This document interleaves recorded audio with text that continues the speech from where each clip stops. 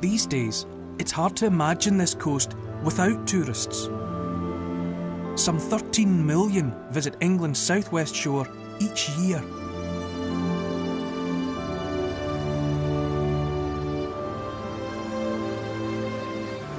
The attractions of Dorset are easy to see.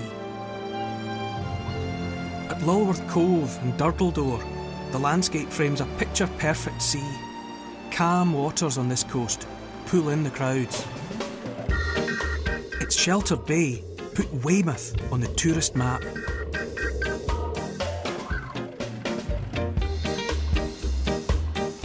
Weymouth's building boom started around 200 years ago, when George III decreed the bathing here was fit for a king, and his subjects soon followed. Swimmers and sailors can play in peaceful seas, provided they stay close to the shore. But Nick isn't one to play it safe. The rocky outcrop of Portland shelters the waters of Weymouth Bay. But holiday makers who stray too far from this haven court disaster. I'm venturing beyond the bay to brave some of the most dangerous waters in Britain. Headlands are wild places. Both wind and sea whip around them. Strong currents in the English Channel accelerate as they skirt the headland at Portland Bill. It creates a treacherous tidal surge known as the Portland Race. Skipper Alan Smith is expert at running the race. What is the water doing as it's coming down here towards the tip of Portland Bill? Well, what's happening, all the water from this big bay, the other side, is going down the channel and it's being pushed out by Portland and compressed, and so it's accelerated due to the fact that the island's sticking out and forcing all the water together. How bad can it get, Alan? Oh, it can get very, very dangerous. It gets beyond rough. It can be, quite life-threatening it can be here. I may be in a powerful boat with an experienced skipper, but I hope my legs and my stomach are up to this. Alan's in the wheelhouse. He's about to cut the engine and we're going to get sucked into the Portland Race. I've got my heart in my mouth, I don't mind admitting it. As we come round the headland, the tide starts to pull us in. Here it comes.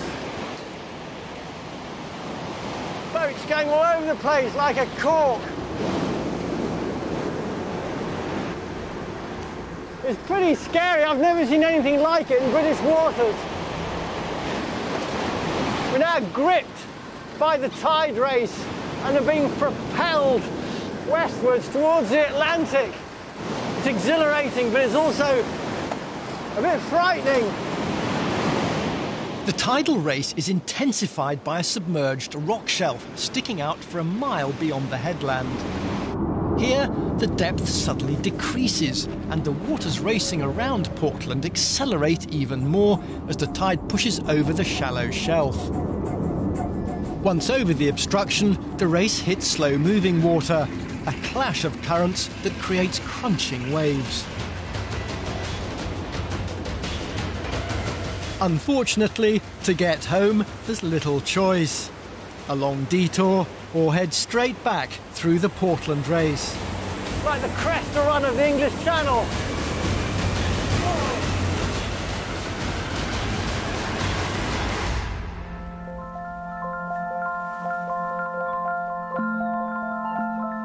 The irresistible tidal forces of the Channel chiselled this awe-inspiring 18-mile strip of shingle.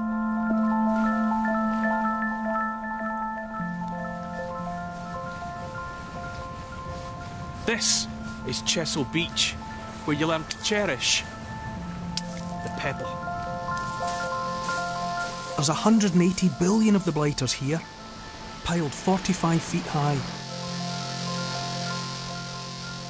To tourists, it's a must-see.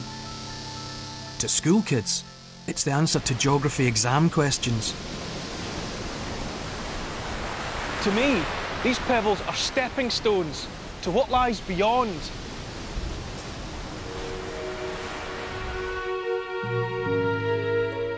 Most people come for the beach, but trapped behind the shingle bank is a lagoon that looks more like an inland sea.